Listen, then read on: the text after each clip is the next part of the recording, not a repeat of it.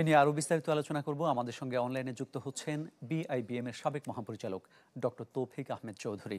Doctor তৌফিক আহমেদ চৌধুরী, আপনাকে business 24 স্বাগত জানাচ্ছি। জি আপনাদের ধন্যবাদ আমাকে ইনভাইট করার জন্য। জি, আপনি নিশ্চয়ই আমাদের প্রতিবেদনটি দেখেছেন এবং শুনেছেন। 5 জি, দুর্বল শুনেছি। ব্যাংককে একীভূত করা সরকারের যে সিদ্ধান্ত, এটিকে কিভাবে দেখছেন? না, সরকারের সিদ্ধান্তকে আমরা স্বাগত জানাই। কিন্তু আমার অবজেকশনটা হচ্ছে আমি ১ম থেকে দেখে আসছি সরকার শুধুমাত্র মার্জারের দিকে যাচ্ছে। Merger can be one of the very important tools. কিন্তু merger cannot be the only tool. So আমাদের এখানে আরো অন্যান্য টুলস আছে, সেগুলোও ট্রাই করতে পারে। যাই হোক, আমরা সবাই চাই এই যে ব্যাংকগুলো একটা সুস্থ ধারায় ফেরত আসুক। সে ব্যাপারে বাংলাদেশ ব্যাংক সক্রিয়, সেটাই আমাদের আনন্দের কথা। এবং এবং বর্তমান গভর্নর মহোদয় অনেক ধরনের চেষ্টা করে যাচ্ছে। তো সেই চেষ্টাগুলো সফল হোক, আমরা সে ব্যাপারে আমরা আমরা ওনাকে আমরা আশাবাদ যে ব্যক্ত করি এবং আশা করি যে উনি সফল কাম হবে। এখন প্রশ্ন হচ্ছে যে শুধু ব্যাংকগুলোকে একীভূত করলেই তো হবে না। এগুলো নিয়ে তো অনেক আপনার পলিটিক্যাল ক্রাইসিসও শুরু হবে। আপনার মনে রাখতে হবে, আমরা যখন সাইফুর রহমান সাহেব যখন নাকি ৫০০ ব্যাংক ১,০০০ ব্রাঞ্চ যখন বন্ধ করতে চেয়েছিল, আপনাদের মনে আছে কিনা আমরা জানি না। আমার তো স্পষ্ট মনে আছে। তো তখন আমরা সাইফুর রহমান সাহেবকে বলছিলাম যে, স্যার আপনি যেগুলো করতে যাচ্ছেন আপনার পার্টির এমপিরাই তো বাধা দিবে। এবং তাই হলো শেষ পর্যন্ত। যেখানে ব্রাঞ্চ বন্ধ করতে দেয় সেখানেই দেখা যায় যে বিএনপির লোকেরাই প্রসেশন করতেছে, তারাই ব্যাংক বন্ধ। তারা পরে গভর্নমেন্ট সেখান থেকে বাধ্য হলো সেই জায়গা থেকে উঠে আসা। কারণ তখন সরকার একটা সিদ্ধান্ত ছিল যে ৫০০ ব্রাঞ্চ বা ১,০০০ ব্রাঞ্চ আপনার লস ইনকার করছে, এগুলোকে এরা মার্চ করে দিবে, ২টা ৩টাকে এক জায়গায় এনে মার্চ করে দিবে। তো সেটা শেষ পর্যন্ত করতে পারেনি। কারণ আসলে আমাদের কথাটা ছিল যে যে কোনো কারণেই হোক এই ব্রাঞ্চগুলো এখন লস ইনকার করছে, ব্যাংকগুলো এখন লস ইনকার করছে। আমরা তখন সাইফুর রহমান সাহেবকে একটা প্রশ্ন করেছিলাম যে, স্যার আপনার এই ব্রাঞ্চগুলো লস করতেছে কেন? বলে দেখো না, এগুলো সব ব্যাড লোন। আমি বলি তাহলে problem is the bad loan, so you attack on the bad loan. তাই না? আমাদের প্রবলেম হচ্ছে এনপিএল। এই যে বলা হচ্ছে দুর্বল ব্যাংক, আসলে দুর্বল ব্যাংক সবল ব্যাংকের ডেফিনেশন তো আসতে হবে from the point of view of capital. তো ক্যাপিটাল সংক্রান্ত কোনো কথাবার্তা নাই। আমাদের দেশে সম্ভবত দুর্বল ব্যাংকগুলোকে আমরা আইডেন্টিফাই করছি on the basis of the NPL, তাই না?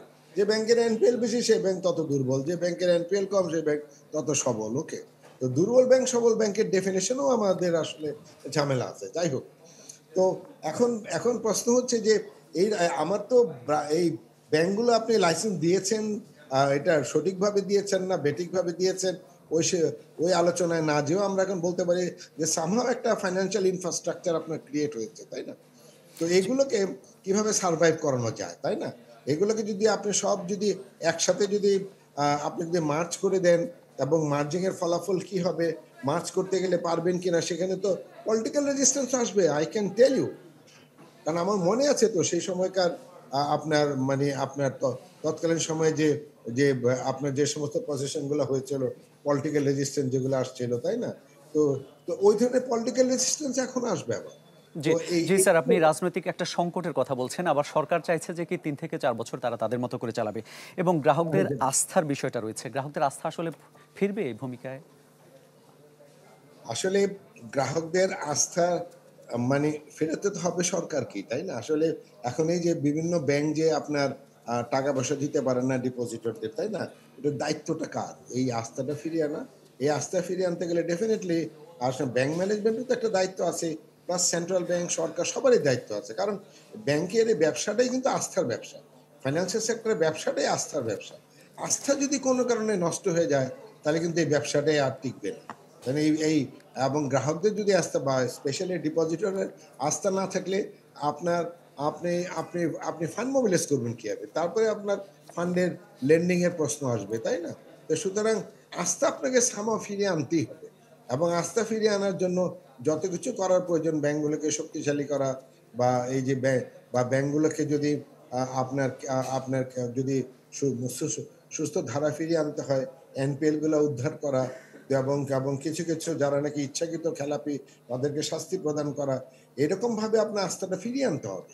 তো আস্থা ফিরিয়ে আনতে পারলে ডেফিনেটলি আপনার ব্যাংক ব্যবসাগুলো দাঁড়িয়ে যাবে। জি, জি স্যার, গভর্নর কিন্তু এমন একটা ইঙ্গিত দিয়েছেন যে ইসলামী ব্যাংকের শেয়ার বিক্রিরও উদ্যোগ নেওয়া হবে। আসলে ঠিক এই যে বাস্তবতা আপনি বলছেন, এই বাস্তবতায় বিনিয়োগকারীরা আগ্রহী হবেন?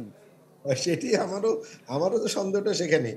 কারণ আর গভর্নর স্যার যেটা বললেন যে মানে কি বলে আপনার মানে কি বলে যোগ্য লোকজনদের কোনো সমস্যা হবে না, সমস্যাটা ক্রিয়েট করে অযোগ্য লোকেরাই, তাই না?